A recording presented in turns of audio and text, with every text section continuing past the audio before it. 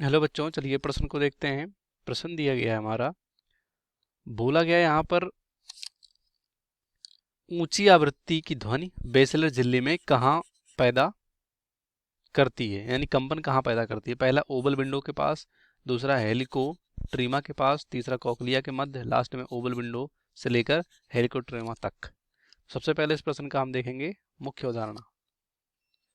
मुख्य अवधारणा, तो मुख्य अवधारणा में यहाँ पर देखेंगे हम कर्ण के यानी कान के भाग और उसमें जो विभिन्न कार्य होते हैं। तो जो कान होता है हमारा कर्ण, उसमें मुख्य 3 भाग होते हैं, आंतरिक, मध्य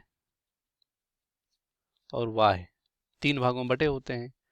तो जो हमारा यहाँ पर आंतरिक है, यही हमारा सुनने में मदद करता है, क्योंकि साउंड को इकट्ठा करता है बाह्य और मध्य लाता है अंदर तक, और आंतरिक हमारा यहीं पर सुनने में मदद करता है। तो जो हमारा कर्ण होता है, इसका 2 मुख्य काम होता है, एक तो सुनना और दूसरा होता है यहाँ पर संतुलन, शरीर का संतुलन बनाने में मदद करता है। तो ये 2 मुख्य काम इनका होता है। ठीक। अब यहाँ पर कह रहे हैं ऊंची आवृत्ति। तो ऊंची आवृत्ति का मतलब क्या है, जो हम हार्डली सुन सकते हैं, यानी जो हमें कह सकते हो सुनने में थोड़ी प्रॉब्लम्स होती है, या तेज जो आवाज होता है। जैसे कि यहाँ पर बात करें 8 टू, यहाँ पर 8 टू 20 अगर किलो हर्ट्ज यहाँ पर अगर होंगे, तो इसी को हम ऊंची आवृत्ति मान सकते हैं, जो हार्डली हम सुन सकते हैं। 16 किलो हर्ट्ज तक हम यहाँ पर इजीली सुन सकते हैं।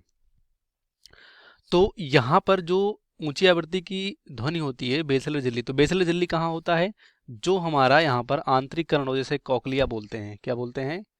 कॉकलिया।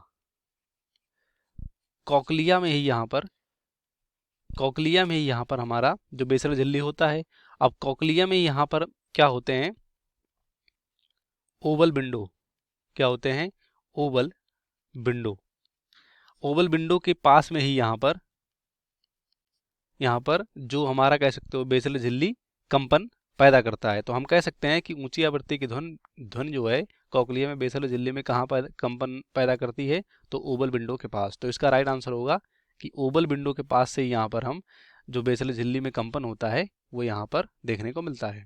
तो पहला ओवल विंडो के पास, तो ऊंची आवृत्ति का यहाँ पर होता राइट होगा। दूसरा हेलिकोट्रीमा के पास, तो हेलिकोट्रीमा में यहाँ पर कम आवृत्ति, यानी जो कम आवृत्ति के ध्वनि होते हैं यहाँ पर उत्पन्न होते हैं, तो ये भी गलत होगा। कॉकलिया के मध्य यहाँ पर भी कम होते हैं, तो यहाँ पर भी गलत होगा। लास्ट में ओवल विंडो से लेकर हेलिकोट्रीमा, तो ओवल विंडो के पास से लेकर हेलिकोट्रीमा तक नहीं, तो ये भी हमारा गलत हो जाएगा।